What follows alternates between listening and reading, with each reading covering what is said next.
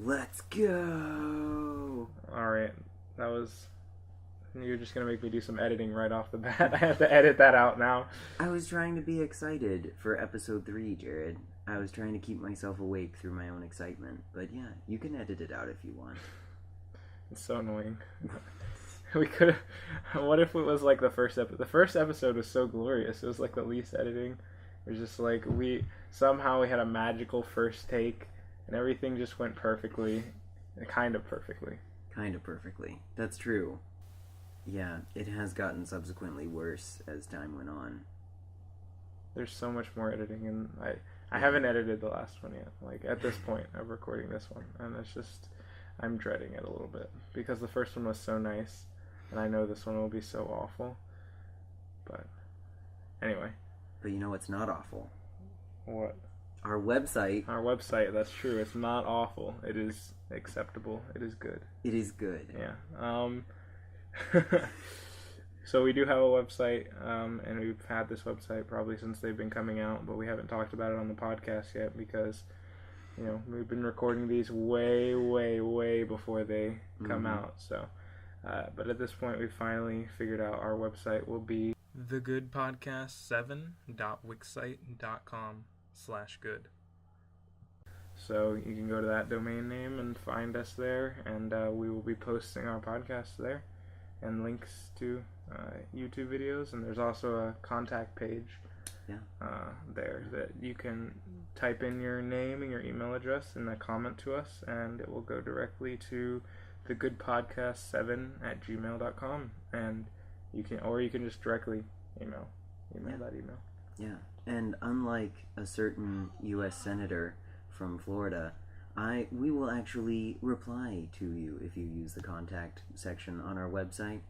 I was very disappointed when I contacted my senator. I thought I was doing the right thing. I went to his senate.gov website. I used the contact page. I put my name, my email, asked him my question, got an automated response saying, "Hi, this is an automated response. A person will get back to you within 24 hours. It's been 3 weeks. I've heard nothing. I am very disappointed, guys. Democracy is dead." I'm just kidding. Democracy's not dead, but apparently contact pages are. Except for ours. Ours is alive and well. Yeah, I mean, I'm not going to be looking at it, but... That's okay. But Josh will look at it. I will look at them all. And he'll tell me about the good ones. They're all good ones. You can't have... Well, okay. I don't know. Anyway. Now I've backed you into a corner. Whatever. That is... Yeah, you're being rude to me. Anyway, we're also going to try to make an RSS feed for this and get this on some podcasting apps and hopefully iTunes and make it a little easier to access. Yeah. That sounds great. I'm glad you learned how to do that because I have no idea how any of that works. No, learning. You're learning how to do that, okay. So by the time this comes out, I might know. Well, I don't know. Yeah. Who knows? Maybe people will be listening to this episode on a podcast app because we figured it out by the time this comes out. That would be great. Yeah. They'll just be like, oh, it's the dream. Well, they're just talking about this thing that might happen that I know did happen. I feel great. Like, I know everything. Like, that's how I feel when I know about things that they don't know about yet. Something I'm watching. Yeah. It just feels good. It's interesting to think about this podcast as almost like a form of time travel. Like, because no one but us is going to listen to it until, what is it, like 6 or 7 weeks from now when this finally airs. And so it's almost like we're speaking into a time capsule that will be buried for 6 or 7 weeks and then magically resurrected, and they can see what life was like just a few weeks prior. Oh my goodness. I mean, that's a really interesting way to put that. All right. I'm sorry. I had my acting class today, okay? So I'm a little overly dramatic. That's not because you had an acting class today. That's true. I am just naturally overly dramatic. It's a part of my personality. Yeah, all the time. Yeah. It's one of the cute parts of my personality. You're really forcing that. You're really trying hard. It's not forcing if it's true. Hashtag the cute one. Hashtag tired of this. Well, let's go on to our first topic, I guess, after all that jibber-jabber about logistics. Yeah. So I think today we talk about messaging apps. Okay. I personally use Facebook Messenger. The app Messenger, that you can just download. Really Mhm. nice. That it's just It's Messenger and not all of Facebook, because I do not use all of Facebook. I only use Messenger. And it's really Absolutely. nice. I Yeah. really like the chat heads. That's probably Mm. the biggest feature that I don't see that a lot of other ones have. Mm. That kind of a floating over everything chat heads that I can just kind of throw around my screen and open up over whatever I'm doing. Yeah, I really like the chat heads as well, but at the same time, I have found them, like, at times they're also really obnoxious, and so I kind of go back and forth. I wouldn't say that's my favorite part of the app, but I totally understand. They're great at times, but I think my favorite part is the SMS integration. I think that was what really clinched it for me with Messenger as far as like what my main messaging app would be. Was that idea that because I had been used to, there was internet messaging and there was regular SMS text messaging, and those two things always had separate apps, right? Until Facebook Messenger figured out how to integrate it into their own app, and so now I just have one application where all my Facebook messages go, where all my text messages go, and it works great. So the thing I like about Facebook Messenger is that you pretty much, I was already at a point where I had friended a bunch of people, and there was no like work to do to get the internet version going. I was like already had the bunches of people I was connected to right there through an internet chat.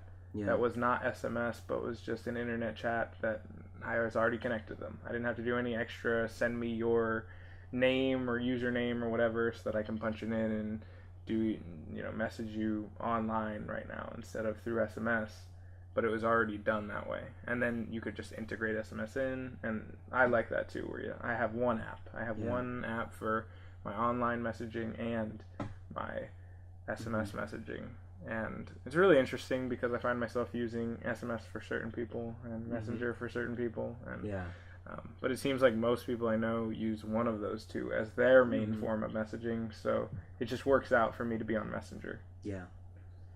Yeah, I mean, Facebook, and that is the nice thing, is that, like, because it's internet based, right, for a lot of the messaging, you have your messages on any of your devices, right? If you're logged in on the computer or your phone or your tablet, or if you are in a basement and don't have cell signal, but you do have the Wi-Fi, right? All of your messages are still there. You can still message people, and most people have a Facebook account, right? I mean, I think they're hovering right around 2 billion users.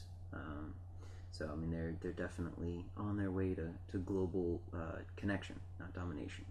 Global connection. Right.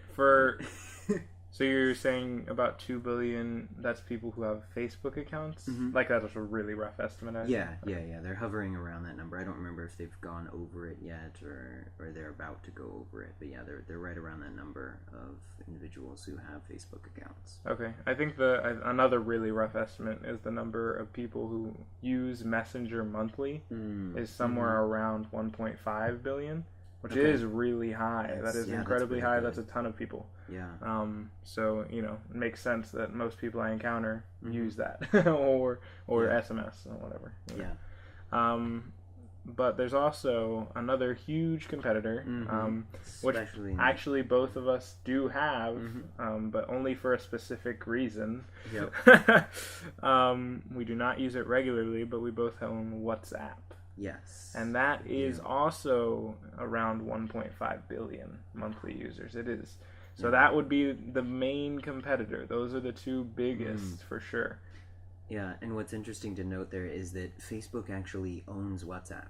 So they're killing it over there. They're hedging their bets. Like, whatever happens, they also own Instagram, which has recently had a growing direct message usefulness. But yeah, WhatsApp is great, especially I know a lot of people really like it because of the end-to-end encryption, which I don't know how much I would really trust it. Like, thankfully, I don't text message state secrets or anything, so I don't really have to care. But, if I was, say, in a country that was a lot more controlled as far as what people were allowed to say, I don't, and I did need to trust that my messaging application wasn't going to be spied on by the government or something. I don't know how much I would trust WhatsApp, just because it's so free, so widely used, and so easy to use. Like, it's one of those that just seems too good to be true, right? If this is really encrypted and really actually secure, why is it so easy? Yeah. Yeah, I understand that. I don't know. It's interesting. WhatsApp has like the one of the main differences I hear though is like Messenger has ads and WhatsApp doesn't. Okay. And that's like one of the big turning points for some people. They're like, oh, I don't have to look at ads when I scroll through my chatting. And like, actually, I'm unaware now that I think about it if WhatsApp has SMS integration. That would be a big question for me. I'm not aware of them having it, but I wasn't aware of anybody but Facebook having it, so don't necessarily take me as... Yeah, I don't know. I think a lot of them do have it. No, for sure, okay. I wouldn't be surprised if WhatsApp had it. I don't think it's actually that difficult. Yeah. Because they do make you use your phone number, I believe, for WhatsApp. They do make you use your phone number. So I'm pretty sure it's possible. Yeah. I don't know, that's interesting. I don't know. So anyway, but that is... I do prefer Messenger. Like, just... the feel of it. WhatsApp is fine. I don't know, but I really like the chat heads, and I really like the way Messenger feels to me. I don't know. Yeah, and on the as far as the ads within Messenger, I noticed those when they first came in as well. But what I also found out was that one of the options above every ad is like kind of in that like 3-dotted section in the top right hand corner of the ad. If you just tap that, one of the drop downs is hide this ad, and you just tap that, and it'll like ask you why or whatever, but you could just like hit cancel, and it'll hide the ad. And so I just have to do that once every like 3 or 4 days. They'll come out, with a different new ad that'll upload, and then it'll show up in my stream again. But then I just hide that one, and then I'm good for another 3 or 4 days until they come up with a new ad to show me. Okay, so that's interesting. I actually didn't know about that. I didn't know it would stay hidden for that long. Yeah. I was aware that it could be hidden, but I didn't know that it would stay hidden for long. Because if I was doing it every time I open the app, that would be so obnoxious anyway. I would not even bother. But I think we should also talk about the next couple chats down and one other one that we use. The next one I want to talk about is WeChat, which apparently is popular in China, and it nears 1 billion monthly users. And that is, I did download it to look at it a little bit, but it looks pretty generic. Nothing out of the ordinary in my opinion. It feels very much like WhatsApp to me. I don't know. They just seem like the same to me, and a little bit, not exactly the same, but. And so I don't know. There's nothing really notable there. It's just pretty generic app in my opinion. Yeah. I think might be this weird shake feature.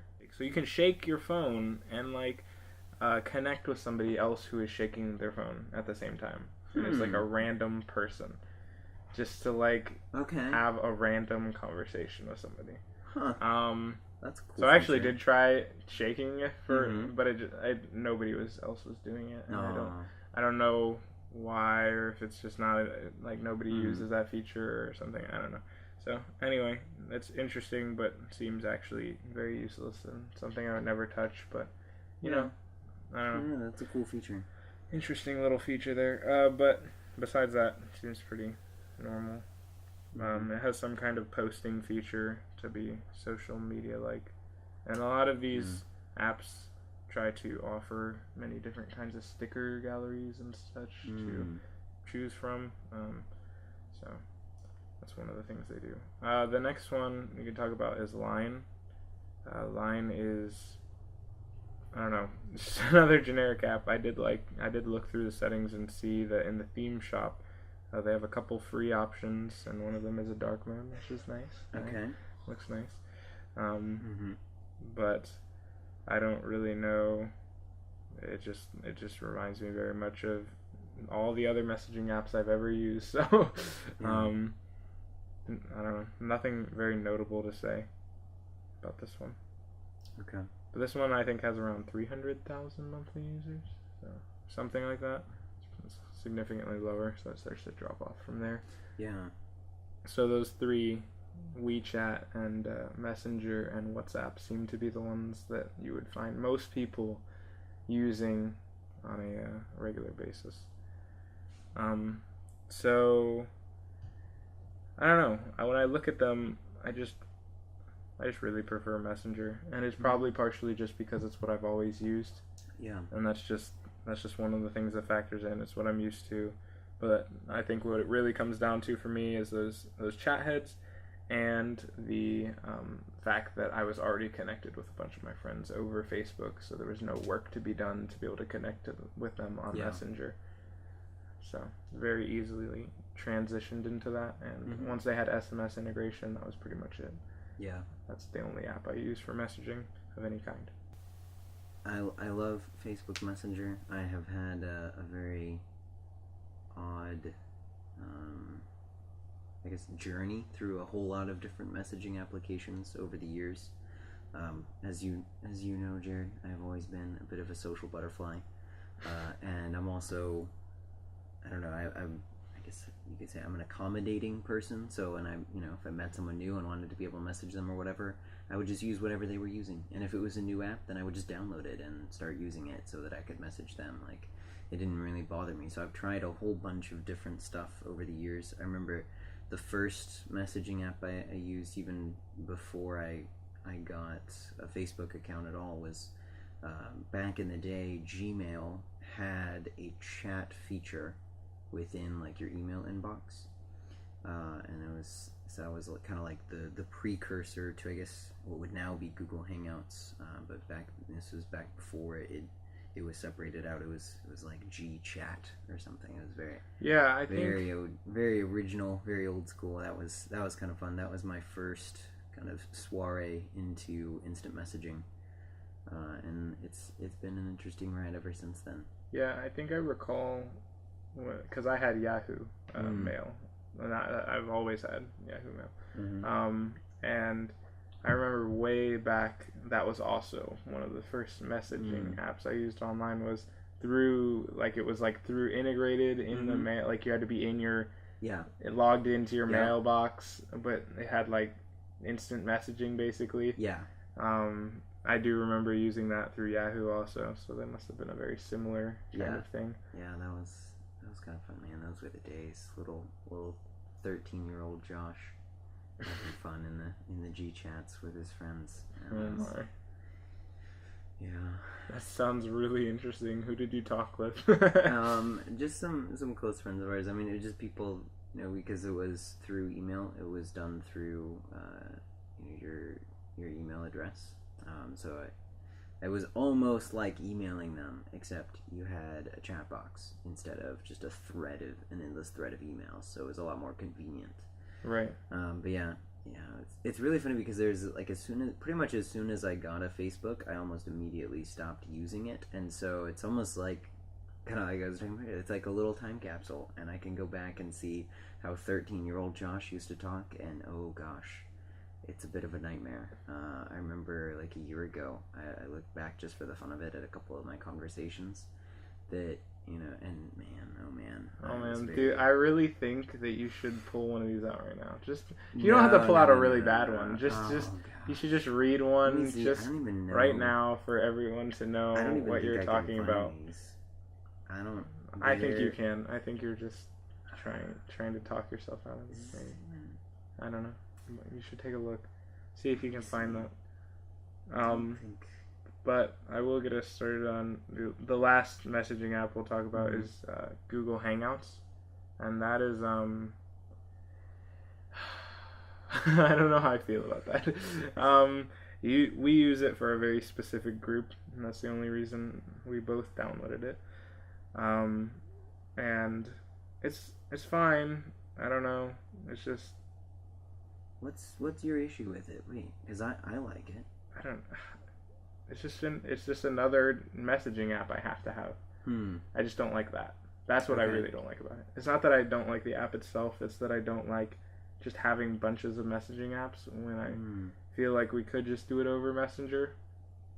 Because the only reason we're using it is for some people who don't like to use Facebook, and they don't check the chat anyway.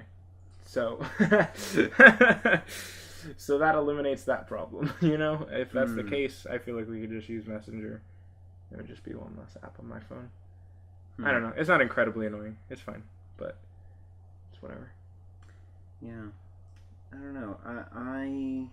I like Google Hangouts in part because of a similar thing that we were talking about with the Facebook Messenger thing, and that's that because it runs off of your Gmail, everybody already has one, right? Almost everybody has a Google account of some kind, and so to start using Hangouts, you just open the app, and it's all there, and you're immediately signed in. Your account, your Hangouts account goes active as soon as you open the app for the very first time, right? And so the simplicity of it is nice. It has a more professional look and feel to it, right? I mean, Facebook is definitely very happy and colorful and fun. It's kind of the words you could use to describe their theme, which is fine. I mean, there's nothing wrong with that, but I definitely do like how both WhatsApp and Hangouts share this. They have just like a slightly darker color scheme and harder lines to their design, and it's just a more professional feel to it. And I like that, and I appreciate that Google's kind of kept that more official feel to it, because Hangouts is kind of more designed for an enterprise solution, right?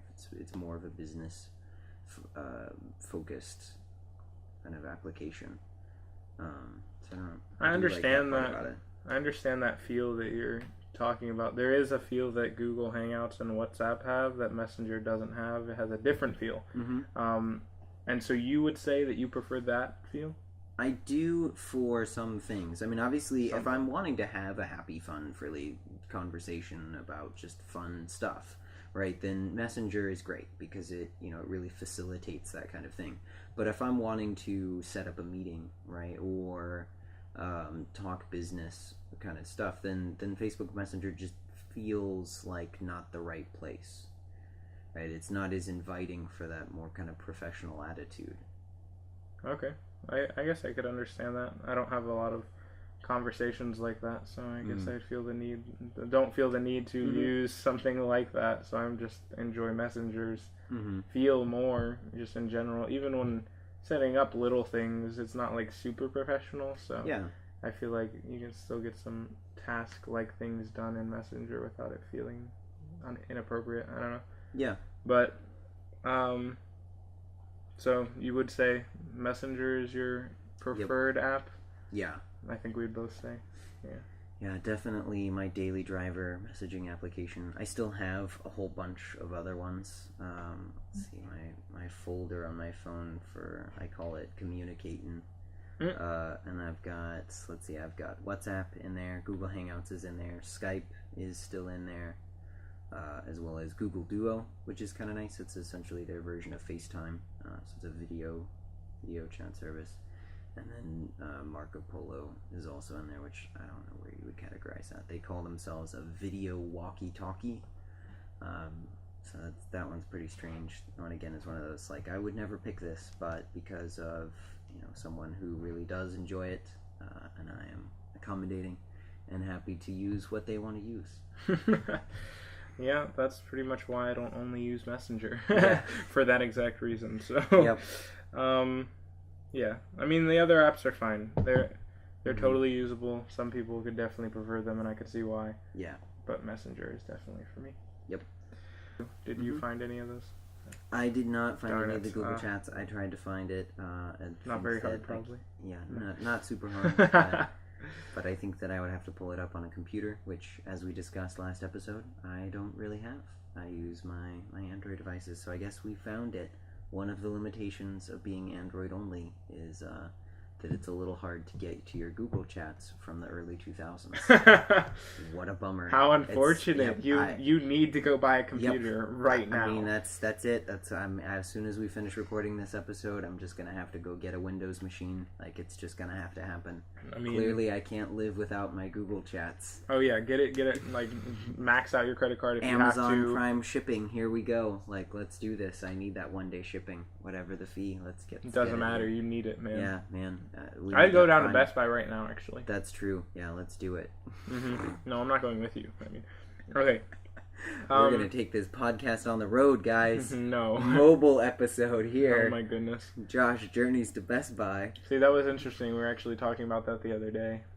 We were like, what if we could get a car that had like padded sides and like just do road trips where we just talk on our podcast and just record podcast episodes mid driving across the United States. See, but what we need there is either we would either have to hire a driver or buy a Tesla. I don't think you're. Wait, why? Because the car needs to drive itself. We can't be. This podcasting stuff takes focus, man, and you should not be driving while podcast recording. You can drive while talking. Totally fine. You can. You just. I don't know. Whatever. I feel like that is extra. Just kidding. Tesla's autopilot isn't even ready yet, so we'd still need a professional driver. That's... Or really an unprofessional driver would still be better than you and me. So. Wow. You resemble that comment? Yes, Shut Jared, up. I resent that comment. You can resent it and resemble it at the same time. I renounce that comment. Oh my. Disagree. I am a good driver, sir. Thank you very much. Unlike some people in the room. Hey, I'm a good driver too. You've been driving for longer than you. How many accidents have you been in? You turd. We don't need to talk about that. Yeah, we're not. No. You had to bring up the I've been driving longer than you. This is gonna be one of the parts of our friendship that I'm always going to regret. Is the fact that like I'm older than you by a notable amount of time, and yet because you were a good boy and got your driver's license at 16, and I was not and was lazy and procrastinated and didn't get mine until I was 18. You have technically been driving longer than I have, even though I'm older than you. It's not fair, and I don't like it. And it will always be that way. Yeah, until I become president, and I just change the date on my driver's license, and I will just I will get the bill through Congress. And, that's such an outrageous thing to say. That's like you're gonna waste your time. Really? This will be my campaign platform, Jared. I have driven longer than Jared. Vote for me so this can be true. Vote for me. Yep. Josh for president. Yeah. No. Yeah. I think this is what the people want. I don't think so. But anyway, we'll go on to the next topic now. So I actually have an update about my light portable computing device adventure. Nice. Yeah. I do love that name. Yeah. It's really good. So the update is I have found something that will be sufficient and that is free. And this is why I'm willing to deal with this. Okay. It is something that has been in my household apparently that I do not know about. Is a small little Asus tablet. Okay. And it has like a keyboard built like connection on it. All right. And it runs Windows 10. So it's like a little tiny laptop. Yeah. And I've used it a little bit now. And it's acceptable. It runs Flash. It can run Excel. It can run what I need. Nice. Just barely. Yeah. It is just fast enough that I am not like, oh, this is so laggy. I cannot use this. So it is acceptable. And it's free. It's already in my household. Nobody is using it that much, and I can just kind of take it and use this for homework, and it will be much lighter than lugging around my Alienware 17 that weighs, what did you say, like 8-point-something pounds? Yeah, I think it was something around 8 something. So this pounds, is much more closer to like a pound. So it's very nice in comparison. That's great. Throw it around, and just chuck it in my bag, and very light, and you can barely tell it's there. So. Nice. Yeah, it's acceptable. Be careful how hard you throw it, though. But no, it's just fine. throw it around. Fine. I only throw things gently. Oh, okay. Yeah. So that's why you're bad at football. Oh, I mean. Wow. What? Like you would know, the one who never plays sports. That's true, Jared, because I'm too busy making money. No.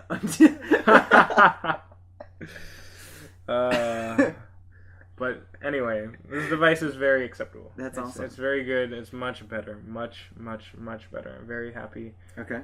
that it's free also. That's Yeah. very nice. I was going to say, I feel like that's a Huge. price you can agree with. Yes, huge plus. Definitely a price I can agree with. It does what I need it to do, barely, but it is free. So this is good. That's awesome. I'm really happy for you, but at the same time, a little bit sad because I wanted you to get a Chromebook so that I could play around with your Chromebook. Oh, don't worry. I will get it. Okay. I really want one too. Good. I just have to have some money for it. Yeah. When you get your Chromebook, because I definitely, because I've thought about it. I have a couple different things that I'd like to start being able to do, and I'm realizing that I might benefit from having a computer. My tablet is getting a little bit older, a little bit slower. So, like, I know I am fine for now, but I also want to be prepared for the future, and so I want to be able to try out somebody's Chromebook and just get a real feel for what it can do, what it can't do, what, how fast it really is, what just kind of the feel, and learn the operating system, since it is its own unique operating system. Yeah. And just kind of give it the old college try and see if it's something I'd really want to use, or if I'm gonna have to stick with getting either an Android tablet or a Windows PC. My light portable computing device adventure is not fully over, though, all to say. not? Although Okay. we have found an acceptable thing to use for the time being, and I am very glad to have it now to hold me off to get something better. Yeah, that's great. I'm still very much interested in a Chromebook. Okay. They just appeal to me. They look nice. I like the idea of having an SSD. Okay. So all the way around, I'm pretty interested in them, and it's very likely that I would get one in the future. Nice. So that could be to come, but for now, it's the little Asus tablet. It's pretty cute. It's not as cute as me. I mean, it's a little too small of a screen that is kind of too cute. So, Jared, your little Asus is a 10-inch, right? I don't actually know. Okay. I'm not sure. All right.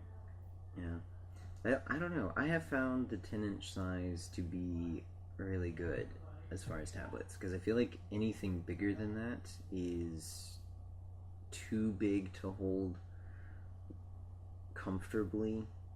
But I don't know. I go back and forth, because I've held like the 12.9-inch iPad Pro.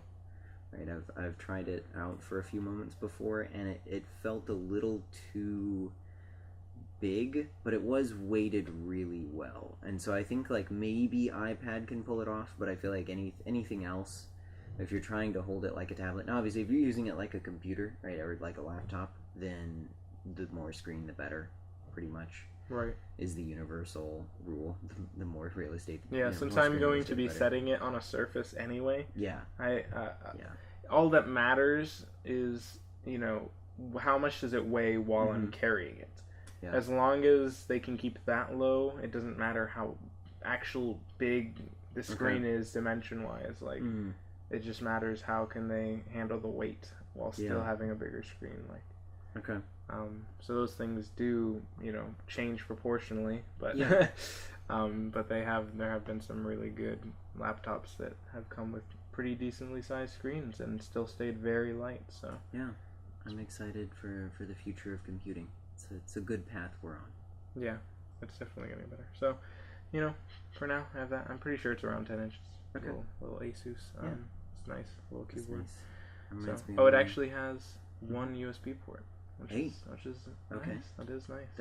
That is really good. Yeah, that is one of the things about the tablet space that's a little awkward, is that moment when you're like, wait, it doesn't have any USB ports? Like, how do I plug in a flash drive? Like, how is this supposed to work? Yeah, luckily. Yeah. But luckily you don't have that problem. Yeah, I have one, just enough. Yep, just enough. That's nice. Yeah, I think my first tablet was also an Asus. This one was an Android tablet, and it definitely did not have any USB ports, it had the micro USB charging port, but that was it. Yeah, Asus is it's a good brand. They make good stuff. Yeah, I'm glad it's still running strong for you. Yep. So that is good. That is acceptable, and it's what I have for the time being. Nice. So yeah. So speaking of updates, I have an update on our great Valentine's Day prank.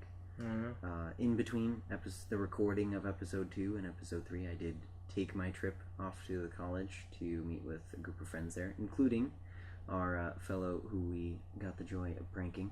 So just a quick recap for the listeners. So there on Valentine's Day, the college had advertised some form of Shakespearean sonnet things that you could purchase, and so we attempted to do that, but it didn't really work out, so we just made our own thing. So we printed out a couple of sonnets and then had them delivered to this poor unlucky fellow throughout the day, signed by random people and delivered to him at random times throughout Valentine's Day, so that just every couple of hours someone would walk up to him, or he would stumble upon it on his pillow, or it would be sitting on his desk, or handed to him by a professor, like, oh, here's another sonnet. And if you haven't heard about this, you need to go back and watch the other two. That's right. Or watch them. Watch the audio with your eyes. Yeah, that's how audio works. No, we're but definitely go back both and two sound techs here. Yeah. Watch the audio with your eyes. But yeah, so that was the Valentine's Day prank. Everything went great on the day of. It was fantastic. So I did get to go on the trip and visit with him and talk with him a little bit. And I was very disappointed he did not bring it up at all. Because I was really hoping for that amazing moment where he goes, Josh, you'll never believe what happened to me on Valentine's Day, right? That didn't happen at all. It didn't bring it up. I was very super sad. Disappointing. But I was able to talk to a couple of the agents around campus who had helped us out with pulling the prank off, and I talked with them about it, and yeah, he still has no idea who did it. He has a couple of very crazy ideas, but he has no idea who did it. He definitely doesn't suspect me at all, which is great.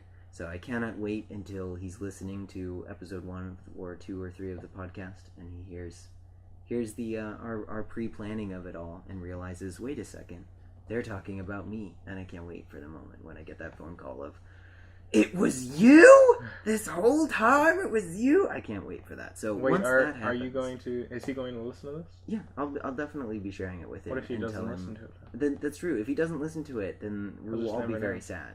Yeah. But I'll be sad. You'll be sad. Yeah, all of For our multiple listeners will be reasons. sad. It'll be very disappointing. So I will do my best to make sure he listens to it without breaking the surprise. So I'll just tell him, hey, me and Jared, we started a podcast. You've got to listen to it, and hopefully he'll take my advice, and then we'll get that magical moment. That would be hilarious. But yeah. I hope it comes. Yeah, it's going to be fun. I talked with his roommate who helped us out, and a couple other people. We're thinking about maybe pranking him again. We'll see. There were some ideas thrown around. We're thinking about maybe stealing all of his phone chargers and freezing them in a block of ice, or there's some fun things we have planned. Who knows? We'll see what happens. We better do it before this episode comes out. Because if he that's listens true. to it, yeah. Ooh, that's a right. month and a half from now. All right. So clock's ticking. Oops. Maybe we should. You have a month and a half to do Maybe this. we should edit this part out. Yeah, but maybe we shouldn't. It's more fun if we don't. Yeah, clock's I'll ticking. leave a time bomb for you All right, here. there we go. So now, there we go. The timer has started. Hope I pull off this prank in time. I hope so too. So we'll talk about how headphone jacks are disappearing. Yeah. From phones everywhere. It's tragic. I feel like this is where we need like a breaking news intro theme or whatever. Like, breaking news tonight at 11, the case of the disappearing headphone jacks, right? That's what we need here. Seems too dramatic. You're like So anyway, a social leech. yeah. Wait, leech. Hang on. That sounds negative. You're like negative word. Whoa. Wait a second. I don't Calm know down. about leech. I don't know if I want to use negative words. Let's keep all words about me positive. I do nothing wrong ever. Well, I mean, if you said it, that's fine. Yeah, Yeah. Right. Yeah, you do nothing wrong ever. No, I will what? be the realistic one who the people okay. love. Okay. This is not at all about the topic. That's okay. It's still good material. So we're not having the news intro though. I mean, I'm pretty sure that's decided. We're not? Oh, that's such a bummer. Sorry. Sounds like a lot of editing. It would be a lot of editing and a whole lot of work, and yeah. You can edit it if you want. No, that's okay. I'm Okay, good. that's what I thought. Yeah, because if I were to try and edit it, I would need, a headphone jack, and my phone doesn't have one of those anymore. So, but yeah, the headphone jacks are disappearing. It is very sad. I use a Moto Z2 Force, and I love it. It's great, except for the fact that it's missing a headphone jack. I'm not a huge fan of that part. But yeah, that definitely does seem to be the future of phones, is that we're getting rid of the headphone jack. And I don't know. I've heard a lot of good arguments on either side. I think it's generally accepted that, like, for the moment, it's gonna just kind of suck. I know I've heard two kind of distinct reasons or as to why they're getting rid of the headphone jacks and why it's a good thing. The first one is that phones are obviously getting steadily smaller and thinner and attempting to be lighter, and getting rid of one additional port does help with that. But the headphone jack takes up very little space, but then again, at the same time, so does everything within a phone. It's a tiny phone. Everything takes up a little bit of space, but every little bit counts. And so as long as the manufacturers are using that extra space wisely, I guess it's okay. But the other big reason why everybody's trying to say it's a good idea to get rid of the headphone jack is that it will force manufacturers of accessories to really kind of take the next step. Like, wireless headphones have stagnated a little bit in recent years, and so by switching us all over to using them, it kind of forces everybody to be like, okay, wireless headphones are now all we have for the most part, so we need to make sure they're perfect. And so it's kind of the phone company's way of kind of forcing the next generation of Bluetooth headphones and just wireless earbuds in general to go out. Like, the AirPods that Apple made are really good. I mean, the user experience on those is fantastic. They really do connect immediately with no problems because of their unique what's called the W1 chip that assists the Bluetooth connection and makes it a lot smoother experience and stuff like that. So I mean, it is starting to have an effect, but for now we're all stuck with a whole bunch of dongles or paying a whole lot of money for decent wireless earbuds. Yeah, that's really. I think you're right. It does just suck at first. Yeah, that's the bad part. So they are the headphones. There are some that use USB Type-C, right? So that is beginning to happen. Right now, there are like a total of 3 so it's earbuds or headphones that use USB-C, right? So that's like just barely starting to happen. Razer came out with a set of earbuds that have a USB-C connection directly on them. And there are a couple of others, but none of them, like, they're all high quality earbuds, and so they're like $70, right? So nowhere in that kind of like $10 to $15, $20 range. No, everybody's still just a regular 3.5mm jack, and you just have to use a dongle. Yeah, there are little adapters, right? Yes, to go from Type-C to. Yes, so there are little dongle adapters, right? So it's not like you can't ever plug in a pair of headphones again once you lose the headphone jack, right? The audio signal will just travel through the USB-C connection. Right, and these phones, most of them that use the headphone jacks are also using Type-C, right? Yes. That's all of them, or so iPhones are using the Lightning connector instead, and they dropped the headphone jack back in the iPhone 7, and every iPhone since then has had no headphone jack. Okay. And so they use the Lightning connector. So it's the same kind of idea. It's just technically a different connection. But yeah, as far as I know, there aren't any phones that use like a micro USB connection and have no headphone jack. So it's either going to be, if you're an Android user, then it's USB-C. If you're an iPhone user, then it's the Lightning connector. Okay. But so they're just mainly they're making a push for Bluetooth earphones. Then. Yes, that is definitely that does seem to be the clear push from phone manufacturers, at least. There is obviously a little bit of kickback from the consumers because they're expensive. Like, there are cheap options for wireless earbuds, and I have a couple of them, and they're good, but they're not great. The big thing is the connection itself is just shoddy. It's shoddy, yeah.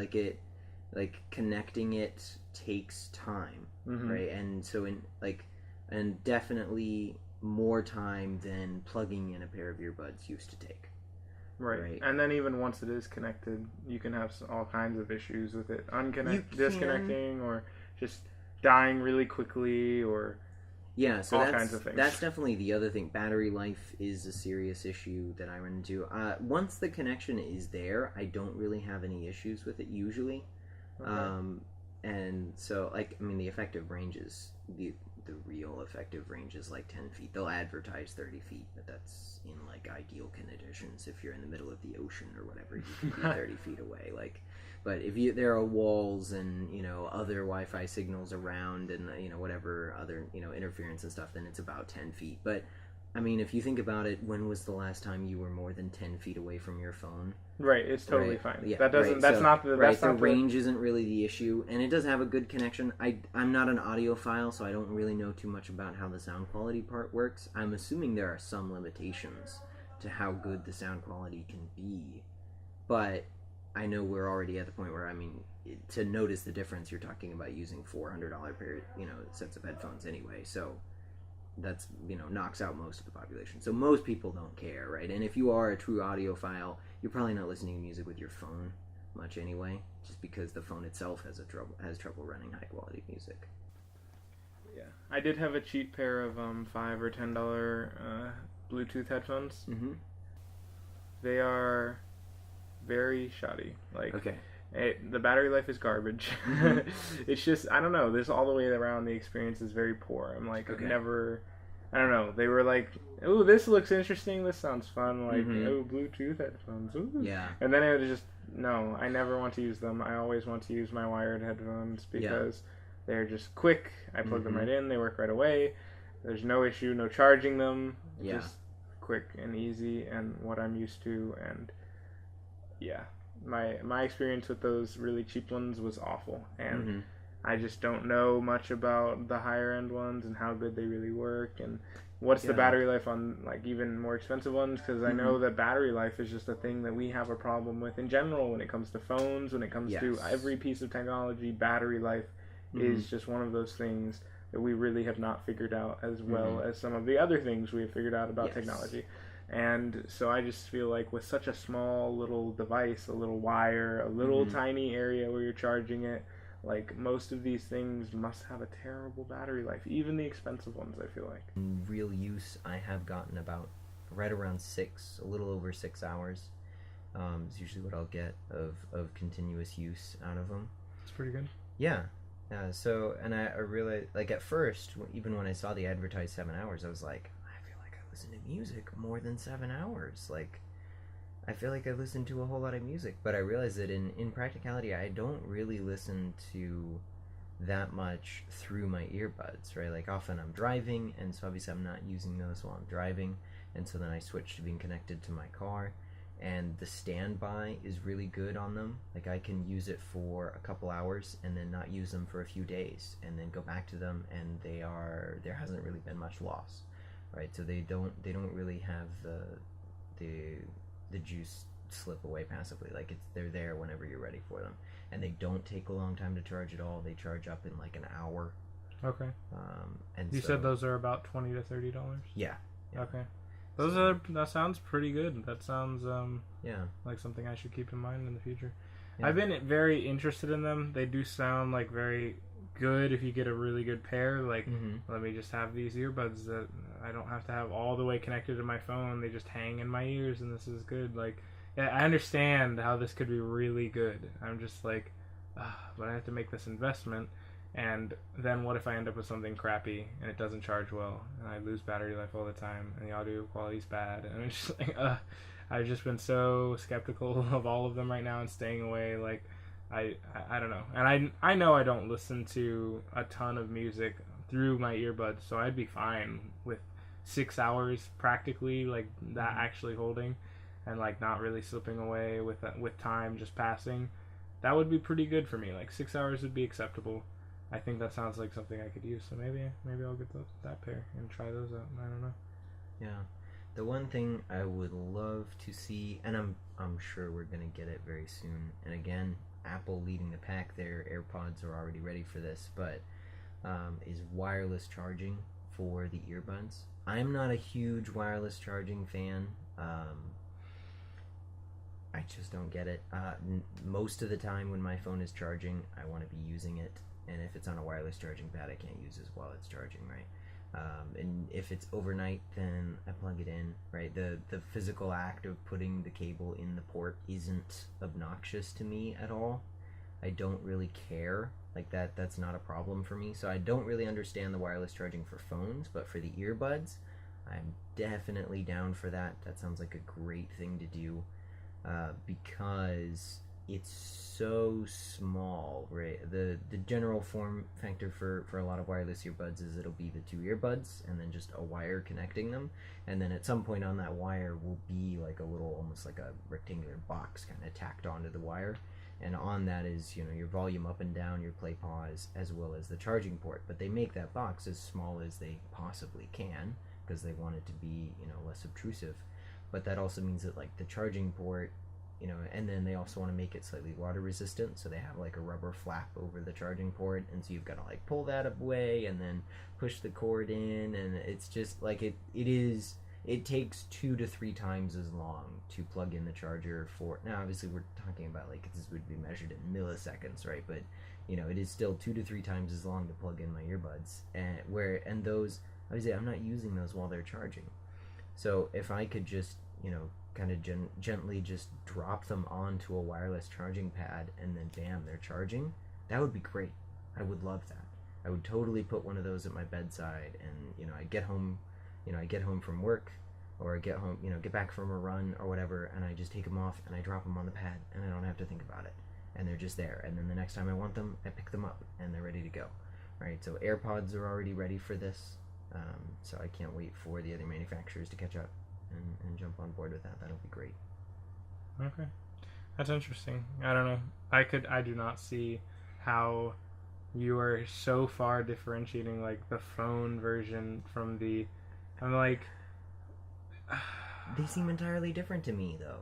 Like, I'm never ever gonna use earbuds while they're charging. No, I don't understand that. But I will, all the time, use my phone while it's charging. Really? Yeah. No, don't you only want to charge your phone overnight, and then no, it lasts all day? It does last all day, but it will get obviously lower to the 30, 40, 30, 20% towards the end of the day, and I just don't like that, because if this is where I'm just always in like, what if an emergency happens? Right? And my phone's only at 20%. Like, that's unacceptable. I don't want to leave it at 20%. So I just have my phone, and then I also looked it up, and that's why you carry 20 battery packs. Yeah, so that I can always charge it. It's fine. Like, in an emergency situation, 20% would be acceptable because you have 20 battery packs waiting to charge your phone. But what if my battery pack fails? So I just use the battery pack to keep the phone at around 100%. That's so. You have like 4 little adapters, and you just plug it into the bottom of your phone, and it has 4 outlets on the other ends, so that you just plug in a bunch of battery packs, and it charges it 4 times as fast. I don't think that's how it works, but if they make that, you bet I'll buy it. I know that's not... Jared, if you invent one of these, I will be your first customer. I will totally buy one of these. That sounds great. Like, I could just see you using this. That's a made-up product. Nobody else would use it. It would only be you. But you would own it. Dude, if you can set it up so that I can charge my phone from like 40% to 100% in like 30 seconds, right? Well, that's but outrageous. It costs $100. I'll buy it now. Oh yeah, like who wouldn't buy that? Like that just sounds great. That idea, I don't care. 30 seconds. That's incredible. You do it in 10 minutes, I'll still buy it. Right? Like it doesn't matter. That's what I want. That level of rapid charging sounds great, and even if it's wireless charging, I'm fine with that. Yes, I did say even if it's wireless charging. I do not see plug-in is better. I do not see how different. I don't see how you're like the headphones are so different. They're like the same almost. I see them very similar. I can understand, I guess, how you would see them as similar, but I definitely view them as separate because I use them separately. I use my phone way more often than I use my earbuds. Right. So in my head, they're very separate things, right? Like my phone is always with me. My earbuds are always in my backpack. Those are two very different places, right? Because my backpack's not always with me, or it's in the car, it's downstairs, or whatever, right? But my phone is always in my pocket. And so that is always with me. I'm always using it. I'm always checking it. I know exactly what its battery percentage is, probably at any point in the day, because I just looked at it 3 seconds ago, right? Like, I will always know that. But my earbuds, I don't care as much. They're not as important to me. And so, like, sometimes, like, I do every once in a while come upon them and I'm like, oh, darn, I forgot to charge them. Like, now they're dead. Oh, well, time to grab out my dongle and plug in some old school wired earbuds, right? Like, and it's not that big a deal. But I can't do that with my phone, right? But, but it would be way more convenient if I just always knew that they were fully charged because they were sitting on the charging pad and I could just go pick them up. And that was where they rested. And they had, like, a resting place. Right, that's the thing. Like, the earbuds float around. They don't have a specific resting place. It would be great if I had a specific resting place, like a little nest for the earbuds to nestle in. But you're gonna and keep that was them where they were. You're gonna keep them in your backpack though. Normally. Maybe. I don't know. So If I you'll had a like wireless have to charging take them pad, out and throw them on this little wireless charging pad. I would probably, if wireless charging really came around, I would definitely have a wireless charging pad at my house, and then when I was home, so I would set it up almost so like there's a spot on like the end table in my bedroom where like here's where the keys, the phone, here's where the keys go, here's where the wallet goes, right, and the phone stays in the pocket. And so then the earbuds would just, the wireless charging pad for the earbuds would be right there. So it'd be like, oh, here's my keys, here's my wallet, here's my earbuds. They're ready to go. And when I leave in the morning, I just grab them. And then when I come home at night, I just drop them on the pad, right? And then, I would just get another charging pad I'd probably figure something out for my car. I'd probably figure something out for my office. And I would just have a charging pad wherever I went. And then I could constantly have them charge. That'd be great. I could have constantly charged earbuds. This is fantastic. See, the way I do it now is I just have 2 pairs of wireless earbuds. And so I just cycle them out. But this way I would only need 1. Even though I'd still have 2 because, 2 is 1 and 1 is none. Speaking of which, I just needed a new adapter. I broke the headphone adapter that came with my phone. Sadly, it was a very sad day. Oh, that is unfortunate. So I went to buy another one, and I found out they were on sale, and so I bought 4 because I wanted to have one. I have a way to attach it to my keyring. Again, hashtag not sponsored, but it's called the Dongle Dangler, which is a really dumb name, but it's like $5 on Amazon, and it's just this little. Essentially, it's like a headphone plug that attaches to your keyring, and then you just attach the headphone adapter to it, and then you always have one with you on your keys, and you can just pull it off and plug it into your phone and plug in your earbuds, and you're good to go. And then when you're done, you just put it back on your keyring, and that way it's always with you. So I have one there. I want one at the house just in case, one in my backpack just in case, and one in my car just in case, and then the 4th one I haven't figured out where it's going to go yet, but I will find a place for it because 4 is 3, 3 is 2, and 2 is 1, and 1 is none. And I wanted to have 3. So you actually have none? No, I have 3. No. Because I have 4. No, because 3 is 2.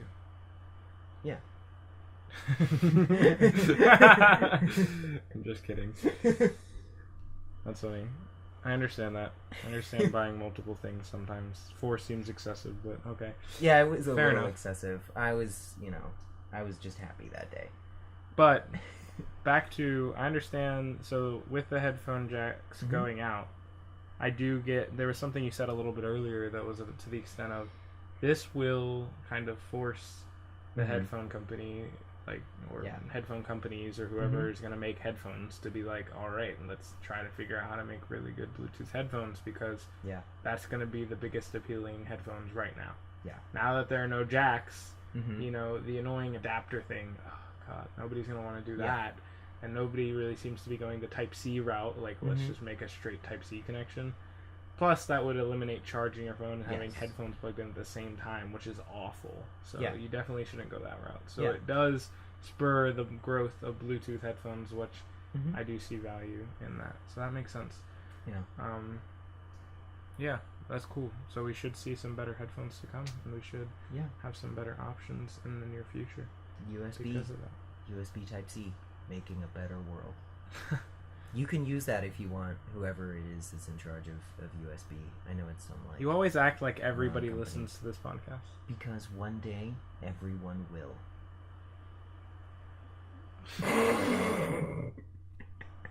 Alright. I've been watching so, too many Disney movies, apparently. what about Type-C, though, just in general? Yeah. I love the idea and what's coming with USB Type C. Like it's essentially been like the dream of USB ever since it first started, right? I mean, this is USB Type C came along with USB 3.0, right? So I mean, this is like the third generation of USB connections, and kind of from the beginning, right? I mean, the acronym stands for Universal Serial Bus, and the idea was that we're going to make one connection that all of the different manufacturers can use for a variety of different things, right? It'll spread data and power and audio and video and like everything. We'll just be able to run it all through this one port called USB, and then and that worked great for a little while, and then different manufacturers needed different things and wanted to be able to push more power through it or use their own proprietary connector and stuff like that.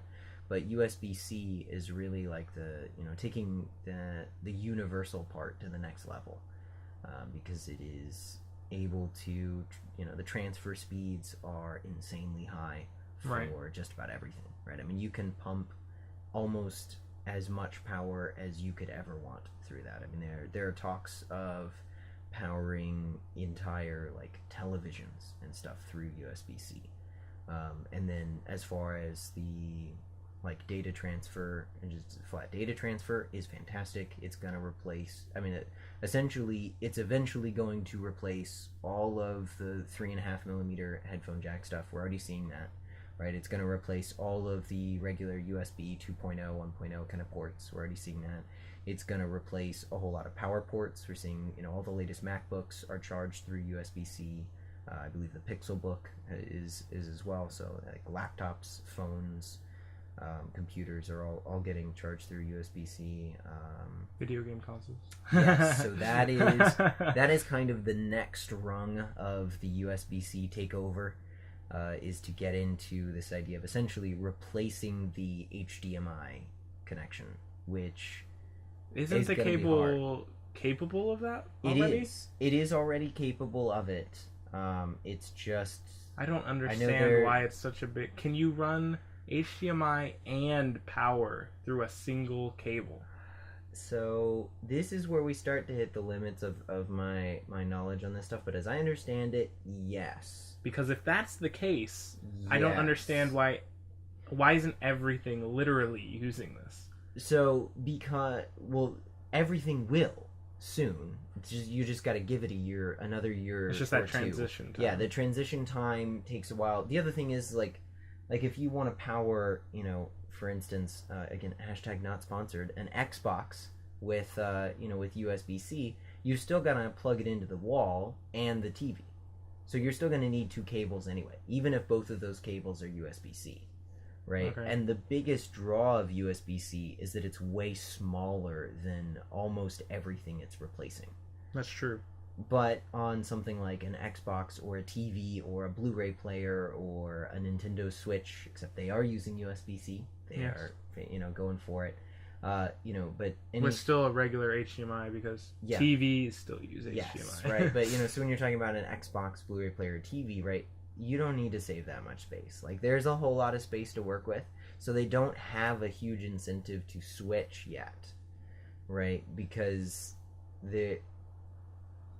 if everybody's used to HDMI and everybody's used to a regular power cord, whatever proprietary power cable for your Xbox or your TV, right? Like it's not like you go somewhere very often and you're like, oh, darn, I took my Xbox with me, but I forgot the power cord. If only I could use this USB-C cord to power my Xbox. Like that just doesn't really happen, right? If you first of all, who takes their Xbox with them? But if you are, Some you people took the do. power cord too. Like you're probably not going to That's forget true. that, right? That doesn't happen very often. Or if you took your TV with you, right? You didn't forget the power cord to your TV. You don't really need a backup on that. So there's not a whole lot of incentive to switch these around, even though it can. And the other thing is we have 4K Ultra HD HDMI cables. So there's not something that USB-C can do that HDMI can't yet. But because USB-C has those much higher data transfer speeds, USB-C is a lot more future-proof. So when we start switching to things like 8K, video transfer, that's where HDMI is starting to get to its limits, and that is where we will really see USB-C take over. because it has the capacity to do 8K and HDMI kind of doesn't. And so that, I think that's when we'll see the transition complete. I think we'll see it start to happen already. I mean, as we mentioned, the Nintendo Switch is using USB-C at least to power, and do, like, it's doing, like, if you look at your Nintendo Switch, it only has the USB-C port and I believe a headphone jack, right? Yes. So, it only has those 2 ports, right? So everything that your TV is pulling, but so like you're powering the Nintendo Switch through that single USB-C port. You're pulling, you're putting power in, you're pulling the video and the audio out to send to your TV, right? When it goes in the Switch dock, there's all those ports on the back. All of that is all coming in and out of the Switch through one USB-C port. Exactly. So Nintendo already recognized that, hey, USB-C has everything we need, and it's way smaller, and this will allow us to make the Switch as portable as it is, and still be able to go into this dock really smoothly because it only has one connector. Right. Right, and then if you're out and about and you got to charge your Switch, it's a USB-C connector. It's the same one as your phone. Mm-hmm. And I Apple, like I said, Apple's doing it with their MacBooks, which that was kind of huge. Apple has in the past been proprietary. Yeah, they've been using a lot of they've used proprietary charging cables. They've even used some proprietary like data transfer stuff. Thunderbolt isn't exclusive to Apple, but they're the main ones who use it. Right. Almost nobody else used Thunderbolt 1 and 2, but Thunderbolt 3 in the next generation uses a USB-C port. It's slightly different. There's like a tiny shift in the hardware, but the plug is the same, so you can use the same cables for it. So Apple's definitely like on board with, okay, we're going to use USB-C on all of our stuff. And so there's a lot of people who are looking at it and realizing like very soon we're going to see iPhones using USB-C. That's the hope, is it will essentially be able to get rid of the Lightning connector altogether. Now, I don't know if Apple will really do that, because again, there's not really a reason to. The Lightning connector is great and it does everything they need it to do, so there's not a huge incentive for them to switch for their phones. But I think we might see it happen soon. There's not, I don't know. We'll see what happens. I'm excited. Yeah, it's definitely a powerful cable. Yeah, definitely can accomplish a lot more in one cable. Mm-hmm. And that's really interesting. Like you said, though, there's nothing that's really like that it can do better specifically than what we already do. But when it comes to the future, it may be able to handle some higher data transfer.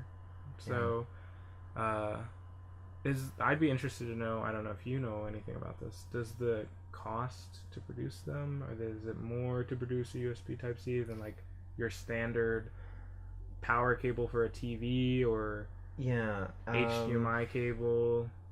I haven't heard anything specific about that. I would assume that the difference is negligible, right? That because connectors are really cheap anyway. Like, I do know that just in general, like regular USB connections are like a penny or less. If you're making 1 million of them, then it's definitely a lot less. Mm-hmm. And so, like, whether it's a half a penny or 4/10 of a penny doesn't really affect their bottom line too much. So, like, it may be different, but it's not enough that it really makes a difference. Yeah, I mean, when you're pumping out lots and lots of units, you're talking about a sum of money there, but sure, I guess it isn't that big. Right. I mean, even if if they're making if it's $1,000 per million units, that's still like, to a major company like Apple or Amazon, like, they don't care about $1,000. That's nothing. So, Apple, if you have a spare $1,000 that you don't care about, you're welcome to send it our way. We would love it. You're just over here begging for all kinds of things. Sure. Endorsements. Yeah. Free money from Apple. Yeah, why not? Apple wants to make the world a better place. So do we. Let's work together, Apple. Let's make the world a better place.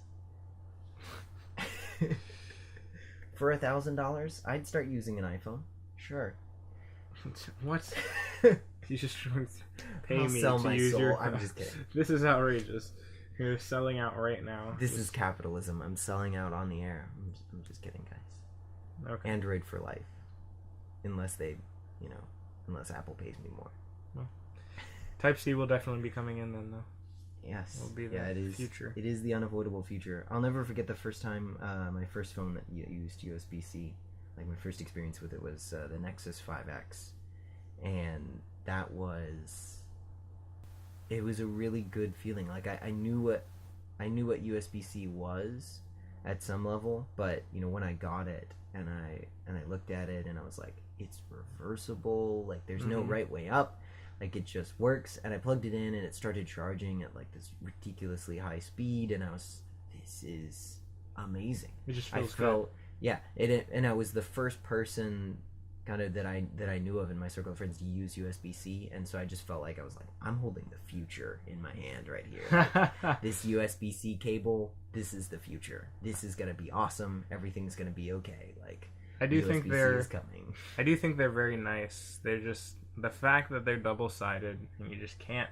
You can't mess it up. It's great. You can't, no matter which way you go for plugging it in, you're probably going to get it right. Like, it's going to work out. Like, you can't mess it up. It's like, and it just looks good. And it's sleek. Yeah. It's a good design. It just plugs right in very nicely. Yeah. All the way around. Really good. They did a great job with it. It's definitely the future for sure. So, I think we'll wrap it up here with our final topic. Oh, boy. We need to talk about, what do you think, Josh, about social media? What do I think about social media? Just in general. Yeah. What comes to your mind? So what comes to my mind is, I mean, really the only social media that I use with any kind of regularity at this point is Instagram. And I don't know.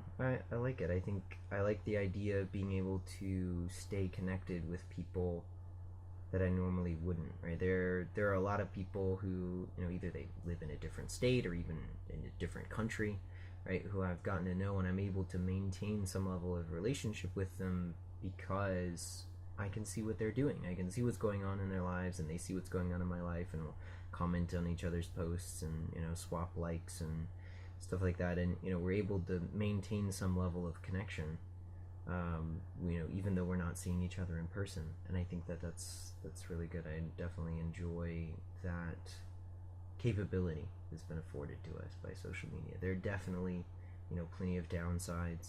There's certainly a cost to everything. I think social media is kind of that cliche idea of it's a tool and it can be used for good or it can be used for evil. And I think that definitely holds true with social media. Like, if there's plenty of awful things out there, and there's plenty of awful people doing awful things, and using social media to do it better, or to do it worse, right? But then there's also plenty of really good people who are doing really good things and able to do that better because of social media. So I think that we can tend to blame the tool that people are using for the bad stuff, and I don't know I don't think that's always the wrong thing to do, but I also don't think it's always the right thing to do.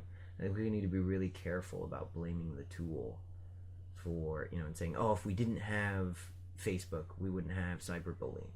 And I'm like, maybe, but we would also definitely have a whole lot more in-person bullying, right? And so I don't know that it's the right thing to do to blame, blame these things on the existence of social media.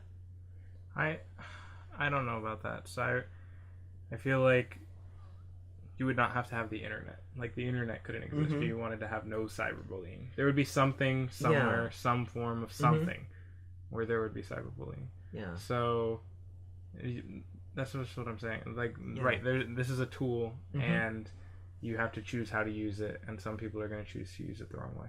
Yeah. And there's not much you can do about it, unfortunately. That's just the nature of the world. Like, there are plenty of tools that we have now that are just always going to be here now. I think that as a culture we can at times see something that maybe we don't like, but we see it too late. Right? I think you're right. Like, the idea of social media is here, and it's here to stay. I don't think that, I think you're right. It is unrealistic to be like, oh, well, there's these bad things with it, let's just get rid of it. Like, that's not a realistic option. But we do want to pay attention and realize, like, okay, so if it is here, I want to recognize that, I want to engage with it, and I want to try and use this tool for good. And I want to train my kids to be able to navigate social media. I want to be intentional and involved in that part of their lives, right? I think it's really important that, because I can see some parents, maybe kind of making the choice to stay off of social media, and they're just not really paying attention to what their kids are doing, and I think that's really dangerous, right? I think it's important to, that we as a culture, both old and young, recognize this is a part of our culture, this is a part of how we communicate, and if I want to be an active, engaged, good citizen, I need to be aware of what's going on. I need to be aware of how this stuff works. I need to be, a part of the world, right? I don't want to, live in a cabin with no internet access, right? Like, that's not really, I don't think, I don't know that that's the right way to live. So I think it's important that we, engage with the culture. That's interesting. I don't know about that. I feel like, so me personally, I don't use social media. Like, the only thing you could even get close to saying is Facebook Messenger, which I don't really count. That's not really regular social media. That's just an IM app there. So I don't really, like, I have a Facebook, but I never go on it for the Facebook like things. I've had an Instagram in the past, don't ever go on it. I have various social media that I've had in the past, but at this point, realistically, I just don't use any social media.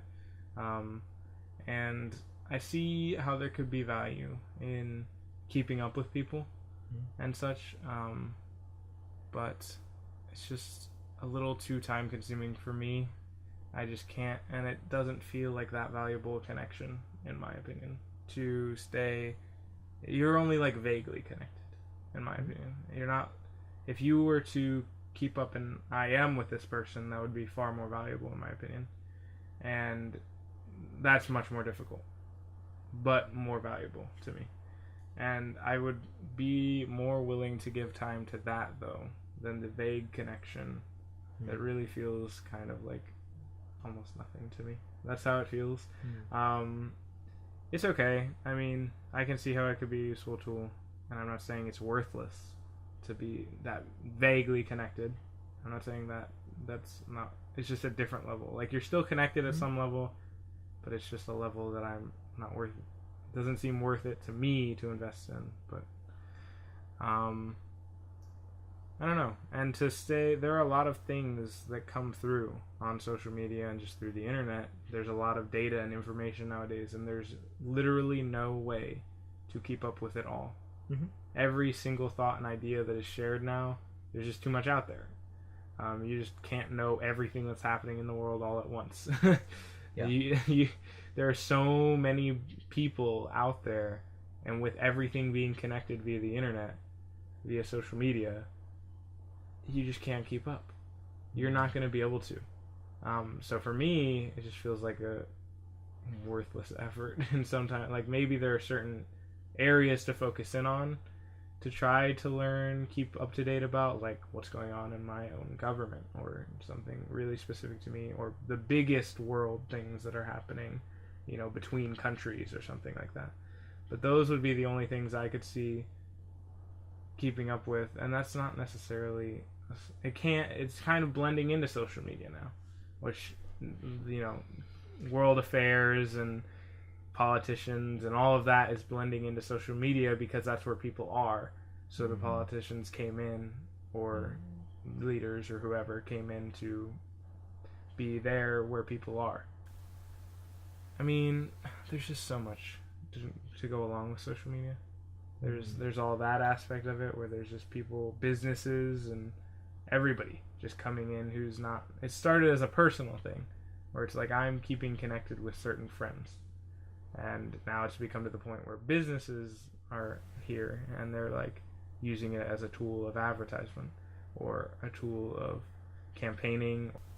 Yeah, I think that it is definitely a good point that the leaders come where the people are, and there has been a bit of almost like an invasion of businesses and leaders, and just again, I mean, if you want something from the people, whether that's time or money or attention or just them to listen to you or them to vote for you or whatever, right, or them to buy your product, all that kind of stuff. If you want something from the people, you need to go where the people are. And like you said, the people were on social media, so this is where they, this is where they went. You also, definitely you're right that it's, keeping up on social media is a lot different than keeping up with a relationship in person, or even keeping up with a relationship, through direct messages, back and forth and stuff like that. Yeah, there are definitely various levels of relationship. I mean, it certainly, I wouldn't necessarily, if I only ever see you on Instagram, then we're probably just acquaintances. But to me, that is worth it. I like having a lot of acquaintances. I like being able to have, various levels of relationship with a whole lot of people. But that's just something that's important to me because of who I am and my personality. And so yeah, I totally understand that, like, that's not necessarily so much of a part of your personality. You really like having real deep connections with people and really getting to know people and have close connection with people, and that's important to you, and that's and the other stuff just isn't as important and isn't worth the time, and that makes sense. And that's where part of, like, different people want different things, and that's great. That's part of that diversity is part of what makes humanity awesome, is that we're all different people and we all get to work together. Yeah, but there are definitely, now we could talk about, I don't think either of us are in this scenario, but one of the things that's the worst about social media to me is people who become overly consumed in it. And this can come in all kinds of ways.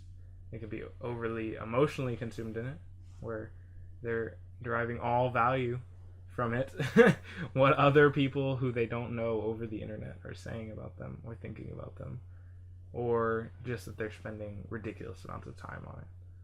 That they're spending days and days and days just being on social media, which is kind of outrageous. How can you function in society if that's all you're doing? You're not really doing much of anything, actually doing anything. Because, as I said before, it's only vague connections. You can't really impact people incredibly deeply in a good way, I don't think, through social media. You can have a small effect, but there also has to be something that they decide themselves to really have a deep impact. So when it comes to what are you actually doing, spending all that time there, almost nothing. Almost. If you're spending entire days on it, I feel like the rate of return value-wise is diminishing. Just like the longer you spend on it per day, you just get less value as you go, because you only can spend so much time keeping up with those certain people and maintaining those acquaintance-like relationships, and eventually you're just kind of doing nothing. And I think that's what a lot of us are doing right now a lot of us younger people are spending a lot of time on social media. I don't exactly know why, because I'm a little different. I don't think I quite understand the draw as well as maybe some people do. What do you think about that? Yeah, I think that as far as the draw, I think that as just a part of being human is that we were created and designed with a desire to connect with other humans, and to connect with each other and to have relationship.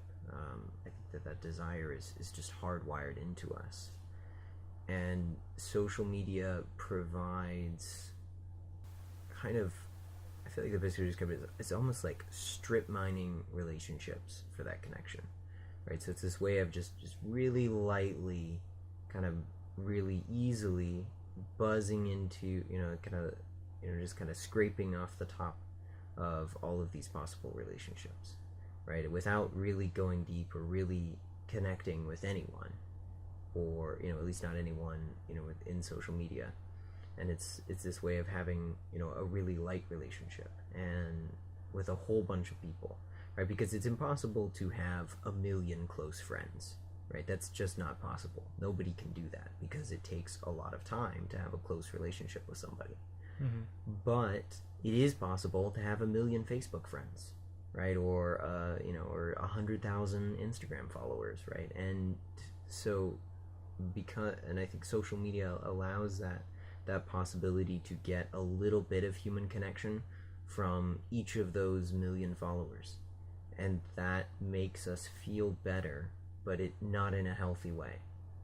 Right? I think that, like you said, if if that is your source of self-worth, is how many Instagram followers you have, right? If that's your only source of human connection, then that's not healthy, right? You need to have some deep, close personal relationships, right? That you are investing a lot of time into, and that you are investing your heart into, to be connected with that person, whether it's a friendship or a romantic relationship or whatever, right? You want to invest into the people around you, as opposed to just strip mining all of the people of the world for a little bit of human connection. But it is way easier, and I think that's a part of humanity's other desire to be lazy, right? And to find the path of least resistance, or the easiest possible way. And social media is a really easy way to feel that human connection. That's true. Even if it's not as real or not as complete. Because something very interesting is starting conversations with people in real life is very difficult. Some people find it easier than others, but even for the people who find it easier, it is extremely difficult to just go up to a person and start talking to them with almost no reason to do so. Maybe a slight reason of any kind can spur you to try to make a new friend, if you're the right kind of person. But some people really need lots of reason to go up and talk to anybody that they don't know. So to make any new friends in real life, make those deep friends, those deep connections, is extremely hard. It's just hard to talk to somebody that you don't know for the first time. So over the internet, that is way easier. You don't have to see their face. You can always just close the window and never talk to them again. You can unfriend them. There's all kinds of escape routes. There is you're not locked into anything. If you see a person in real life, there is a chance you could see them at that same place again. You could, even if it's somewhere more public, maybe if you frequent that place, you could see them again. Like, there is just this chance of seeing them again. There is this chance of having an awkward encounter that could come up again, that you can't just erase. That's different on the internet. You can completely erase and disconnect and probably never ever hear from that person ever again. Maybe you didn't even know what each other's faces looked like. Even if you saw each other in public, you may never know about that was the person you had some awkward encounter with, or something. You said something weird when you first met and it just was awkward. But maybe you'll never have to deal with that. You probably won't if it's over the internet. You can just close the window and get out of it. But so I think you're right. It just comes down to, it's just easy. It's just easier to try to make all these friends, I say so loosely, over the internet. But it gives you some kind of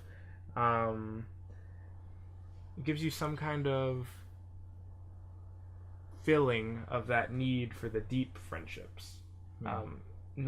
It doesn't actually fulfill it. It just pretends to, and that kind of feels good in a way. And I guess that is the draw. And I don't have that draw. I'm fortunately a very lucky person, and I do have a lot of deep friends. And I don't know. I don't feel empty in that way. So I feel no draw to social media whatsoever. And I guess that's just very fortunate for me. But when you're not that fortunate, it's hard to, especially if you're a place where you maybe have nobody that you feel very, very, very close to. To get that first one is just extremely hard. But from there on, I feel like it gets a little bit easier, because now you have the experience. You've done this once before, even if you've done it in the past, it can be a little bit easier. But sometimes it can actually be harder, because if they're not your friend anymore, maybe there's a reason why. And that kind of hurt can keep people from trying to make friends in real life again. And again, going to the internet and social media to find their fill for that. So, social media can be really bad or really good. Yeah. It can be a good tool, but not useful for me specifically. You found some uses for it. Yeah. And others have found uses for it. Yeah.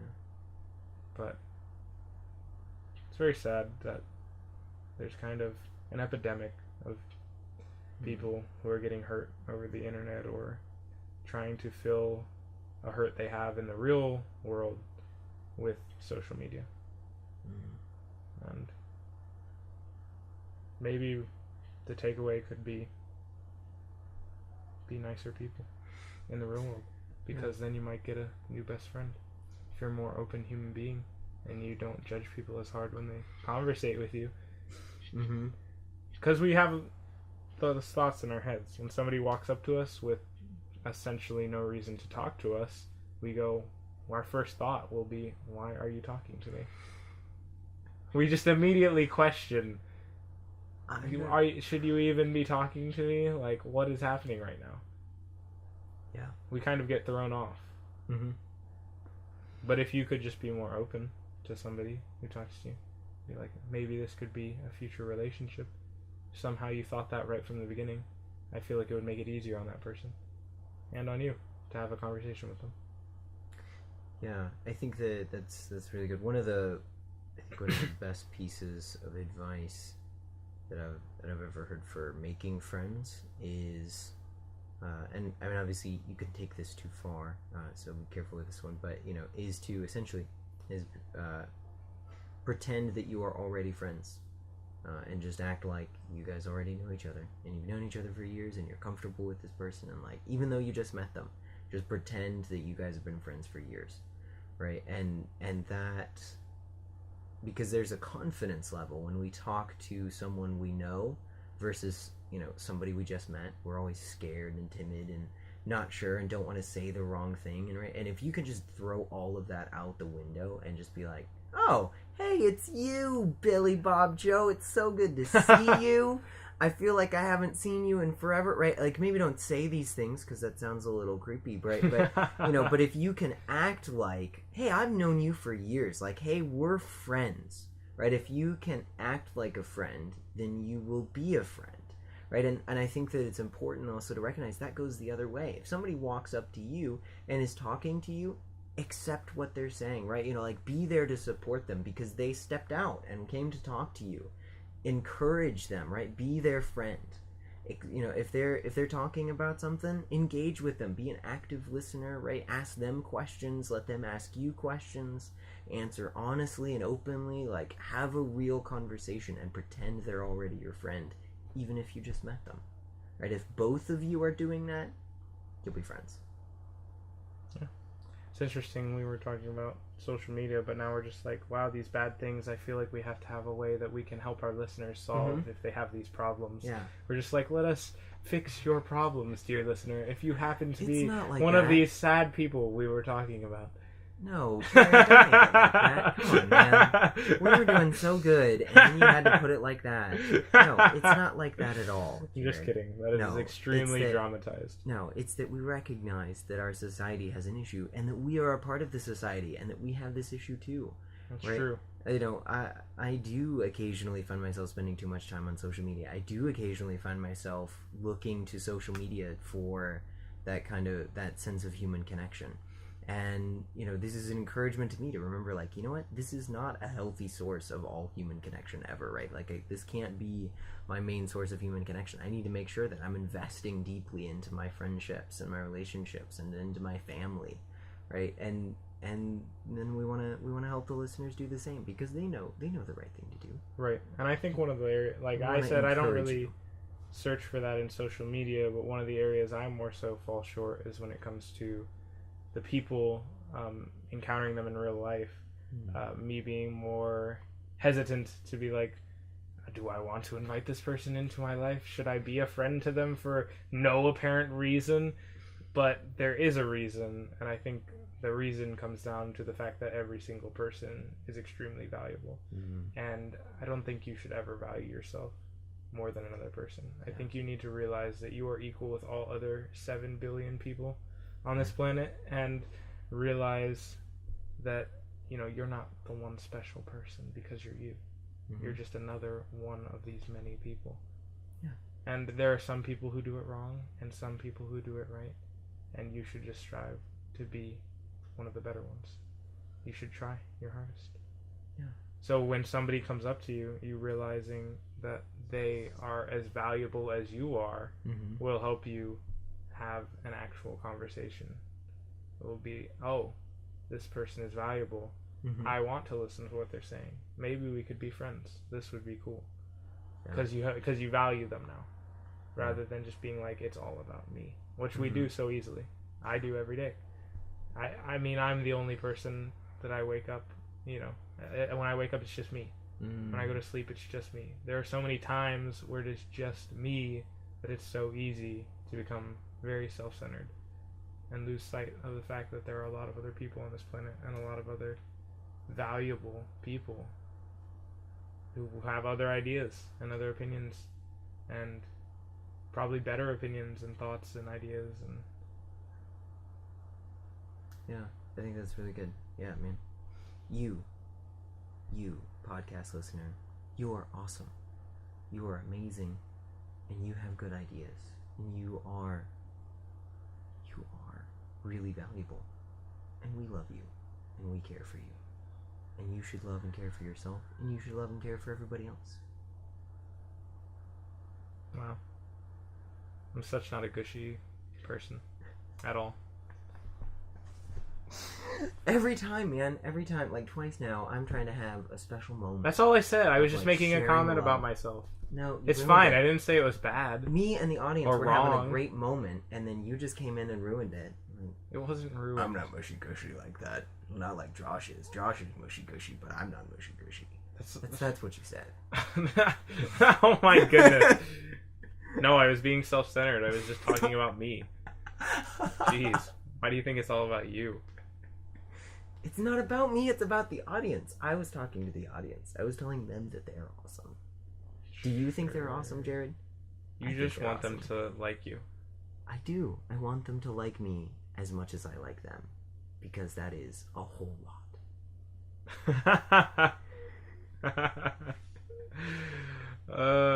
That's pretty good. Thank you. That's pretty good. I feel like that could be the ending. I feel like it could, but I also feel like we should remind everyone that, if they have a funny story about meeting a new person or anything that they want to talk to us about, or if they have a question or any kind of follow-up, they can email us at thegoodpodcast7@gmail.com, or they can use the contact page and check out our website Yeah. at thegoodpodcast7.wixsite.com/good. So many ways to contact us now, all two of them. all two of them. It's great. The 2 ways to contact for the 2 of us. Yeah. It's almost poetic. No. I just said yeah for no reason. Have fun editing this one, Jared. Yeah, I don't know what's gonna happen here. Neither do I. I feel like you're gonna throw in that sentence. I feel like you're just gonna cut and paste it somewhere. What sentence? The have fun editing this one, Jared. Oh, I could just throw that in a bunch of them. Like all of the podcasts will just have that same phrase all over the place now. That'll just be like the copy pasted end part to every episode. That's just how we end every episode. Have fun editing this one. Have fun editing this one, Jared. Yes. That would be great. Maybe. Maybe. We'll see. Or maybe not. The future will know. It always interests me when we're talking like this at the end. Mm-hmm. Like, when will it end? What will I leave in? And I have no idea, and I probably won't find out until it goes live and I listen to it and I'm like, Jared, how could you? But it's still too late, so it doesn't matter. Right. Yeah. Or you could seeded. listen to them ahead of time. I should do that. I should probably do that. But I'm lazy. Like a human. I'm lazy. And so I don't know if I want to. But we'll see. You are lazy. I am lazy. It's true. But I'm also awesome. Just like you're awesome. And just like everyone is awesome. except you. You're like, dang, I was not expecting that. Oh my. That was your face. That was great. That was impressive. You were not expecting that at all.